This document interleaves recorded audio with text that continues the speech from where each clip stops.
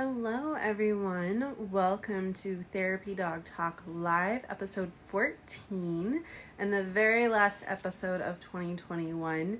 I am so excited to have a guest with us today who I've been connected to for a little while, but haven't really had a conversation with yet. So I'm super excited. Hi, Susan. Hi, how are you? Good. How are you? Good.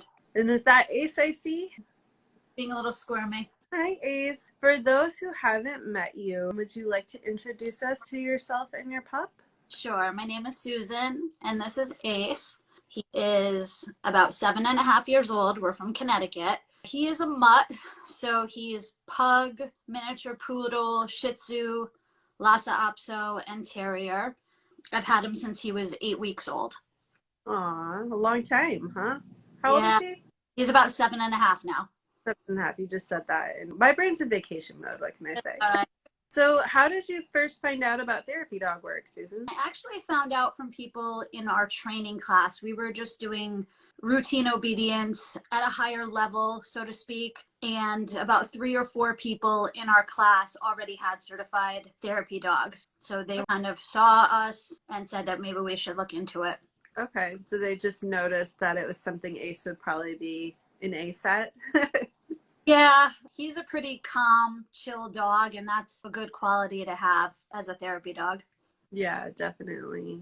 And you all volunteer quite a bit. I know I see you always posting therapy visits. What types of places do you volunteer with Ace? So I work full time, so we try to volunteer once a week. Okay. Right now, we are at a major hospital in Connecticut, and we are also visiting a college. Prior, we had done work at a nursing home, but after I learned more about therapy work and how to read Ace's feelings, we decided that that wasn't the place that he was the happiest at. So he enjoys the hospital work a lot, and he enjoys the college. That's great. What does he do that lets you know that he enjoys it or doesn't enjoy it? The things I noticed at the nursing home, he was not getting a lot of attention from the staff. He loves to be pet and interacted with, and he wasn't getting that. I think a lot of smells he was turned off to. So these are all cues that I kind of had to learn to interpret and whatnot. When we walk into the hospital, he's running in, which he shouldn't, but he's excited. So he goes running down the hallway to get in. You know, his little butt is shaking, his tail is going. So he's usually very excited to walk in there. Same kind of experience walking on the college campus. He gets very excited. Nice. Do you think he has a preference between the two? I think probably the hospital. The nurses and doctors absolutely love him. Since COVID, we are more there for them right now. We are allowed to visit patients on a brief basis, case by case. But other than that, we're primarily there for the staff, and they totally love when the dogs come to visit, and he feeds off of that.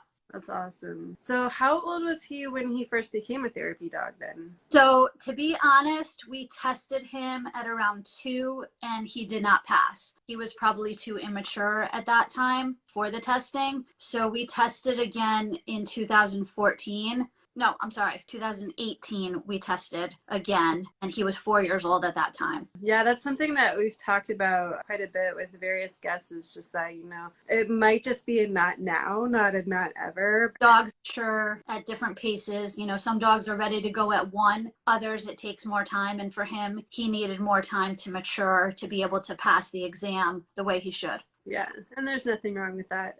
No, that's why, if people ask me, I try to tell them, give it time. Your dog, if it's not ready, like you said, if not now, it doesn't mean not ever. Exactly. Yeah. Sunny did not pass, you know this, but she did not pass her full test. She passed the skills part, but she was overwhelmed trying to meet strangers. And I was also overwhelmed. We were at Home Depot. There was a lot going on. It was her first time testing. I was really nervous and she could feel that. And that makes a difference too. But also it was like in the middle of adolescence, which is not always the best time for a dog to test. It's tough, and I get frustrated very easily, and that's something I learned that I have to work on because it goes right down the leash to the dog. Yep. So if we're nervous, they feel it. Obviously, I think everybody's going to be nervous when they go to test because you've been working so hard to get there. Hmm. But, they let you test again if you fail. So you know what you have to work on. Yeah, exactly. I know for Alliance of Therapy dogs, if you end up failing the test, you have to wait 6 months. But you know what? What's 6 months? Just do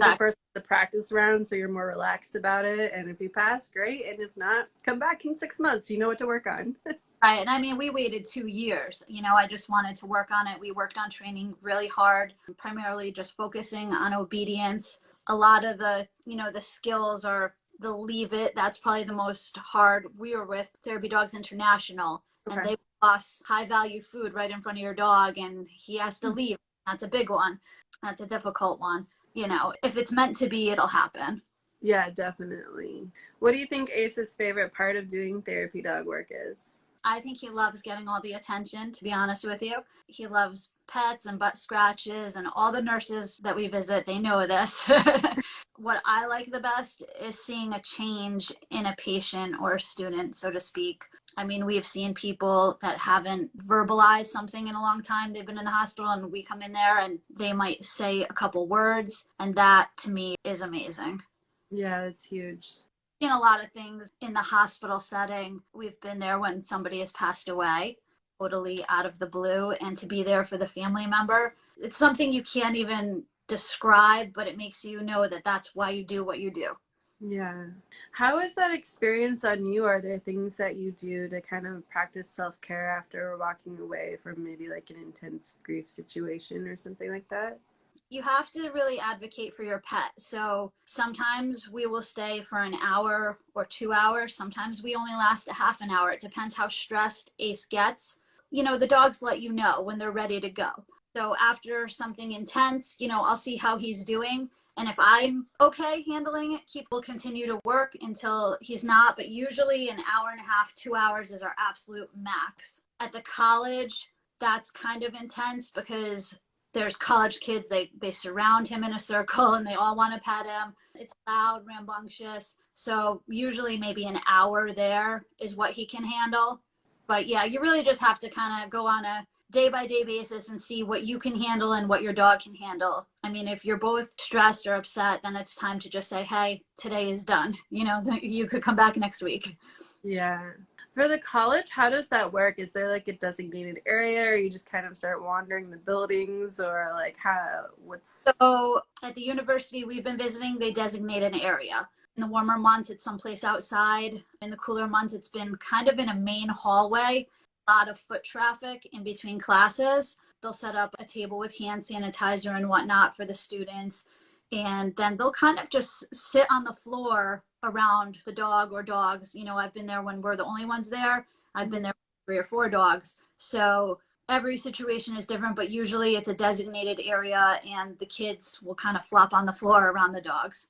And then the dogs just get to choose if they want to approach them. Ace is kind of lazy, so he will most likely sit or just lay down and let everybody come up to him. That's what he usually does. Other dogs are different. Other dogs will be nosy and go up to every kid. Ace is different. He just likes to sit back and let people come to him. He's pretty lazy. He'll find somebody's lap to go sit in, and then everybody's got to come and pet him. He's like, I know I'm cute. They'll come to me. It's fine. Yeah. And a lot of people sometimes they're like, oh, he's not looking at me or he's not engaging, but that's just him. So Yeah. It's a very laid back type of dog. Did anything really surprise you about therapy dog work once you started? Ace is very stubborn with certain things. So again, sometimes we have to walk away from a situation or a day if he's not feeling it. But, the gratification that I get from it, I didn't think I would enjoy volunteering my time after working a full week. Would I really be ready to go running out on a Saturday morning to go volunteer? That surprised me. I enjoy doing it. So that took me by surprise. I didn't think I would enjoy it as much. It's really great. It must really be something that you need in your life. It's fulfilling something there for you. Yeah, and we kind of started this journey. My mother was diagnosed with a terminal illness around 2014 or so. That's the same year I got Ace, and we flew him out to Arizona at 6 months old. And just the way he was with my mom, first time he ever met her, sitting in her lap, just totally calm. she was like, you should look into this as well. And then I heard from our trainers and, the people we trained with. And, she is kind of the reason why we really pursued it. He came out and went to Arizona and visited her all the next years until she passed away in 2018. And we got certified the week after she passed away. So nervous because I had taken time off from training and whatnot, but we made it happen. Well, I'm sorry for your loss, but what a beautiful way to like keep her alive. Thank you. Yeah. Do you have any advice for anyone who's interested in being a therapy dog team? I do. A lot of people will always say, I want to get a dog or I want to adopt a dog to do therapy. And I think that's really great. But I think while you have that in mind, you also have to determine if that dog wants to do therapy or if it's good for therapy. A lot of breeders will, pick the one of the litter that they think will be best. I mean, rescues, they'll try to help you and let you know if they think he or she would be suitable. But I think you kind of have to let it happen, so to speak. I think personality of the dog is a huge thing because you could be the most obedient dog, best well-trained. It doesn't mean you like strangers coming up and petting you and all over you, or you can handle the loud noises or the stress. So I just think it's really important that you take into consideration the personality of your dog. Even though you want to do therapy work, your dog might not be suited for it, even though he could be, the best dog and listen to every command. I mean, Ace does not listen to a lot of commands. No matter how much obedience we do, he is not a superstar in class. But I feel his personality outshines that. And, he is suitable to do that. But a lot of people ask me, how do you know? How can you do it? I think it all comes down to the personality of your dog. Yeah. And like you mentioned earlier, noticing that he didn't really enjoy the nursing home work, like there's also just so many different types of therapy dog work out there. And so not every dog that passes as a therapy dog is going to enjoy every environment. And they may excel in some and not so much in others. So some dogs absolutely love children, and they have reading programs at the libraries and the elementary school visits and whatnot. And there's totally so many different things you can do with your dog. You just have to find the right fit. And it might take you a couple different times, visits to figure that out, but it's definitely worth it to figure out what fits for you and your dog. Because you might love something, they may not, or vice versa. Ace loves children, but they don't engage with him like he needs to. So we kind of stay away from doing any therapy work with little children. We'll visit the little kids in the hospital every once in a while, not very often. But, you just got to figure out what works best for your dog. Definitely. You're their number one advocate. And that's very important because they're looking to you to guide them through this whole thing. And that's true whether they're a therapy dog or not, really. You're always your dog's advocate. Definitely. Well, Susan, thank you so much. Is there anything else that you had in mind that you wanted to share while you're here? I think we hit on a lot of important topics. Obviously, if anyone has any questions, feel free to private message me. I'd be happy to help anybody that is trying to go through this and may need some help. I'm not an expert. We've been doing this for about 3 years, going into our 3rd year with time off for COVID, obviously. So I'm not an expert, but I'd be happy to help anybody that has any questions about going through the process. Yeah, and I imagine you know a lot more than you think you do. You have to know like 1% more than someone else to be helpful. So there's a lot of questions, there's a lot of different things, and dogs are unpredictable. So you never know. So you always got to be on your toes. Yep, definitely.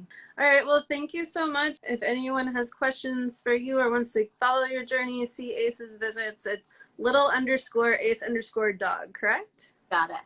All right, thank you so much, Susan. Thank you, Ace. Bye. Thank you.